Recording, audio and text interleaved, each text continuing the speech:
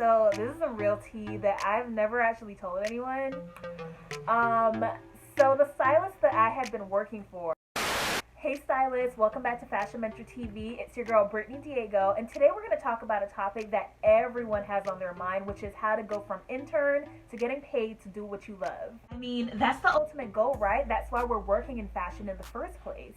So the thing is, everybody who is currently working in the industry, at some point they were an unpaid intern. So unfortunately, that is the norm in the fashion industry, and that's just the way to get your foot in the door in this area. But the good news is, it doesn't stay that way forever. Like I said, so many people want to skip this important step and go straight to the perks of being a fashion stylist, like going to Fashion Week, hanging out with celebrities, hanging out with Anna Wintour, or whatever success in the fashion industry looks like for you. But it's crucial that you don't skip the step of interning, because that's where you learn the groundwork and the foundation of being a successful stylist. Whether you want to be a celebrity stylist, editorial stylist, it doesn't matter. This is where you're going to learn all the basic skills you need to succeed as a stylist later on in your career, like where to get clothes for your shoots, what showrooms are the best, how to do the basics of the jobs, where to find tailors, where to find the best of everything. So instead of just thinking of an internship as just you doing free work, think of it as a learning experience, because that's ultimately what it is. And aside from that, as an intern, you can make all the mistakes you want without having to pay for it, literally. So get all of those mistakes out of your system before it's on your dime. So I get a lot of aspiring stylists asking me, how long should I intern for? How long should I assist a stylist? Today I'm going to be sharing with you those answers and then some. We're going to go over a timeline of your career as a stylist and what that should look like at the interning stage, the assisting stage, and at the key stylist stage. So let's get started.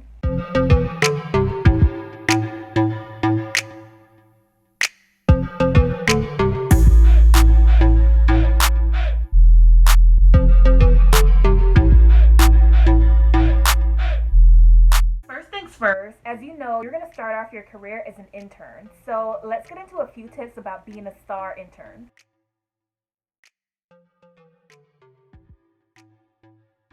As a styling intern, you're going to be doing a lot of pickups and a lot of returns. So first thing you want to do is make sure that you're introducing yourself when you go to these showrooms.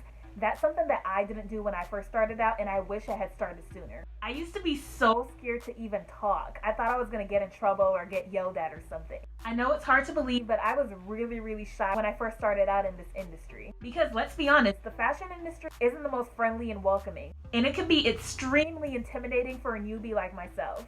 So I go into these showrooms with my head down, I put the clothes down somewhere, and I'd scurry out without saying a word. But the thing is, when you get out on your own, these showrooms that you're returning to as an intern are going to be your first contacts when you go out on your own, because you're already familiar with them by doing all those returns. And they'll be most likely to say yes to your pull request because they're already familiar with you. Which actually leads me to my next point, which is save addresses. Most likely, you'll be going to the same showrooms over and over again, the same stores, the same designers. So save those addresses so you don't have to keep asking the stylist you're assisting or interning for the address each time. You do not want to be that person when you should have had it saved in your phone from the jump. So save those addresses. Next tip is always have a notebook on you to take notes, because you will forget things. You want to make sure you're always taking notes, even if it's the smallest thing that you think, oh, of course I'll remember that. Trust me, things are going to happen throughout the day and it's going to slip your mind.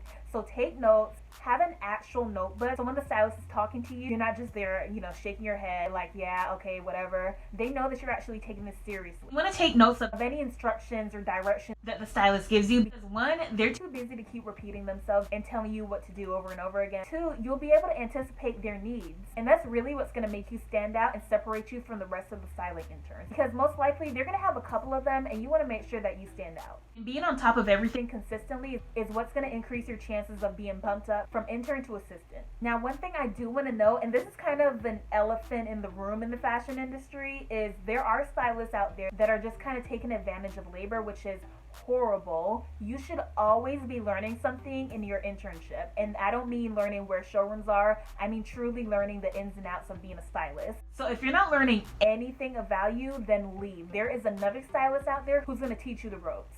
I've heard of some styling interns working for free for a year. Like, if you're not getting paid with money, you should be being paid with knowledge at the very least. The internship is supposed to be equally beneficial. The stylists, they need your help because they can't be in multiple places at once. And you're benefiting because you're learning the ins and outs of the industry and learning how to do the job of a stylist.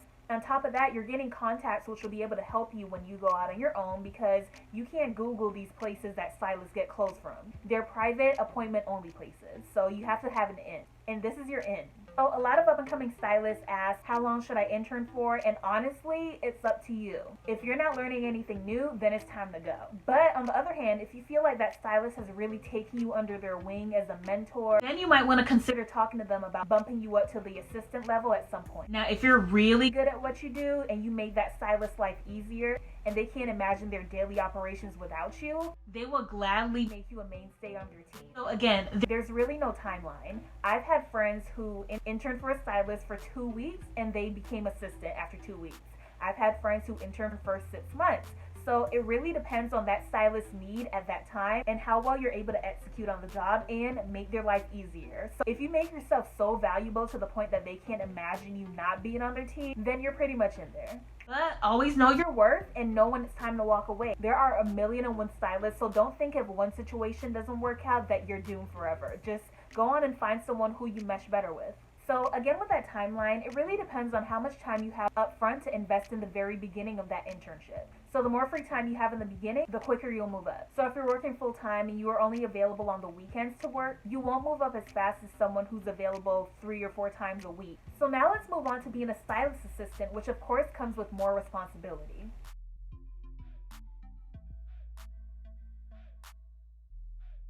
So as a stylist assistant, you do get more perks like getting paid, but it does come with way more responsibility than being an intern.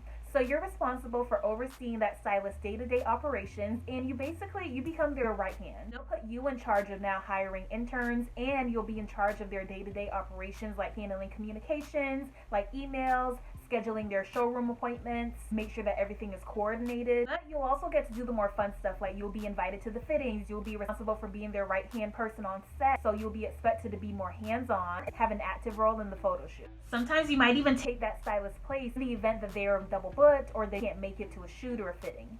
And you're often going to be pulling on their behalf as well. So as an assistant, you can expect to make at a minimum $150 per day and up to $500 per day, depending on what the project budget is. Depending on the stylist that you're working for, if they're higher profile, like a huge celebrity stylist, of course you'll be gaining more. If they're an editorial stylist, as we all know by now, editorial stylists do not make that much money, so you'll be more so doing it for the love of being creative instead of making money. Yeah, the budget depends on the stylist, the project, and the amount of responsibility you'll be given. Now again, same as the case was with interning, you're going to be an assistant for as long as you determine that you're learning and that you're growing as a stylist. And ultimately until you feel confident enough to go at it on your own, because going it at your own is no joke. So really observe the stylist that you work for and realize how much responsibility it is, because as a stylist you're running a business. So again, wait until you feel like you're ready to make that jump. Then you can move on to being a key stylist, which is another word for head stylist. So personally, I interned for a couple months and I got moved up to assistant, which I did for about a year before I went out on my own. Now, honestly, I was kind of pushed into being a key stylist because let me tell y'all what had happened. So this is some real tea that I've never actually told anyone. So the stylist that I had been working for, she was a stylist on TV, and I had been working on her with personal styling clients, some fashion clients here and there. And she basically promised me that I would be able to work on her TV show, because that was my goal at the time, not anymore.